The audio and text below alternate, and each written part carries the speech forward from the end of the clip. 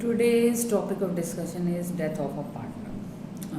ये आपके इस बार के सिलेबस में जो 2021-22 वाले जो बच्चे एग्ज़ाम्स देंगे ये टॉपिक कवर हो रहा है। तो 1 मंथ रह गया आपके एग्ज़ाम्स के लिए, तो छोटा सा रिकैप इस टॉपिक पे दे रही हूँ।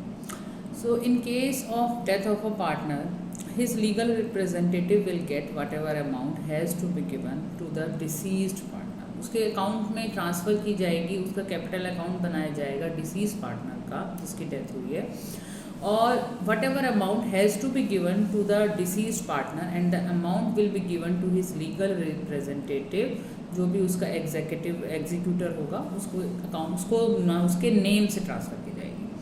अब आप क्या क्या चीज़ उसको देंगे, क्या क्या चीज़ आपको देनी होती है। फर्स्ट थिंग, कभी भी मिड में कभी भी किसी भी पर्सन की डेथ हो सकती है, किसी भी पार्टनर की डेथ हो सकती है, तो जितनी कैपिटल उसने इन्वेस्ट की हुई है, यानी whatever balance is there in the form capital, whatever standing balance is there, that will be given to the deceased partner. Second thing, his share of reserves or accumulated profits will be given to him. Any kind of other reserve like workman compensation reserve, investment fluctuation reserve, after settling claim, if left over there, his share of reserve will be given to him. That also will be credited to his capital account. Along with that, all the assets and liabilities should be revalued, and whatever gain he has to incur, इसको जो मिलेगा इस partner को जो deceased partner है, that will be given after the revaluation of assets and liabilities. So you have to prepare revaluation account also, and his share of profit out of revaluation will be given to him. If deed is having a clause for interest on capital, that will be given as per the time period, whatever time amount has been invested in the business. You have to consider his death date also.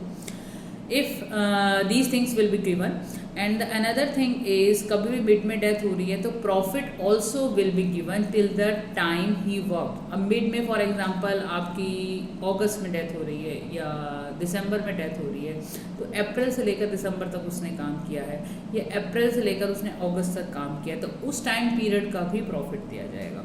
अब उस time period का profit आप profit and loss account से या profit and loss appropriation account से नहीं देते.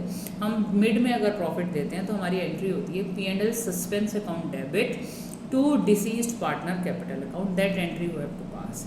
अब इस एंट्री के लिए हमें प्रॉफिट कैलकुलेशन करनी पड़ती है जितने टाइम पीरियड के लिए उसने वर्क किया है. तो there are two things which keep in mind. On time basis profit should be calculated, on turnover basis it will be given in the numerical कि आपको किस बेसिस पे करना है. तो जो टाइम बेसिस पे करना है, तो sometime in the question they are saying कि on the average profit basis of the last 5 years और 4 years और 3 years. तो you have to calculate the profit of the deceased partner on average profit basis, whatever parameter has been given in the numerical, his share of profit only, जितना उसका share बन रहा है, ठीक है, और कितना टाइम उसने काम किया है. Second thing, only last year profit. जो दूसरी चीज़ आती है कि सिर्फ लास्ट ईयर प्रॉफिट के बेस पे ही डिसीज पार्टनर को प्रॉफिट दे दिया जाता है, तो उसका कितना शेयर बनता है वो हम P&L suspense to deceased partner capital account से एंट्री करते हैं.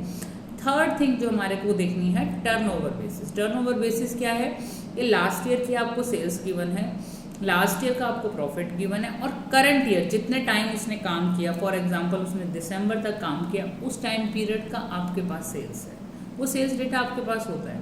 लास्ट ईयर की सेल्स, लास्ट ईयर का प्रॉफिट और करंट ईयर की सेल्स, उसके बेस पे प्रपोर्शनेट करके जो यूनिटरी मेथड होता है, आप करंट ईयर का प्रॉफिट निकालेंगे, उसमें उसका कितना शेयर है. फॉर एग्जांपल उसका शेयर 2/5 पोर्शन है, तो उतना प्रॉफिट उसको क्रेडिट होगा P&L suspense account debit to deceased partner capital account. यही एंट्री आपको करनी है. लेकिन यहाँ पर एक चीज़ और मुझे क्लियर करनी है कि अगर आपको एक पार्टनर की अगर डेथ होती है और new profit sharing ratio will not be given, यानी ओल्ड इज गिवन, तो न्यू आप कैलकुलेट कर सकते हैं.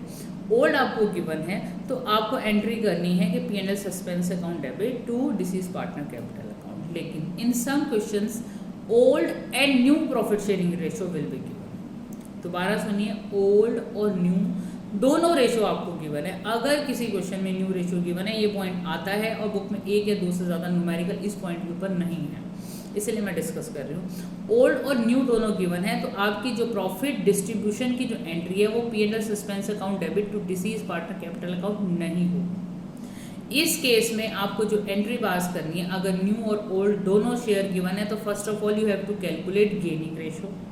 और इस केस में आपकी जो एंट्री बनेगी, gaining partner capital account debit to deceased partner capital account, this is the point. दोबारा सुनिए, अगर न्यू और ओल्ड दोनों रेशो आपको क्वेश्चन में गिवन है in case of death of the partner, in that case gaining partner capital account should be debited to deceased partner capital account, ये आपकी एंट्री बनेगी। हो सकता है 2 पार्टनर गेन कर रहे हैं और डिसीज्ड पार्टनर तो एक ही होगा आपके सामने, तो 2 पार्टनर गेन कर रहे हैं, 3 पार्टनर आपके गेन कर रहे हैं, क्योंकि गेनिंग रेशो आपको कैसे निकालना है, न्यू माइनस ओल्ड करके, तो उसमें आपकी एंट्री डन होगी। तो इस तरीके से आप चीज़ें क्रेडिट करेंगे पार्टनर से कैपिटल अकाउंट में। अब आती है डेबिट की बात। अगर कुछ विड्रॉइंग है, ड्रॉइंग्स डेबिट होंगी, अगर इंटरेस्ट ऑन ड्रॉइंग है वो डेबिट होगा, इन केस ऑफ रीवैल्यूएशन में आपको लॉस आता है वो डेबिट होगा।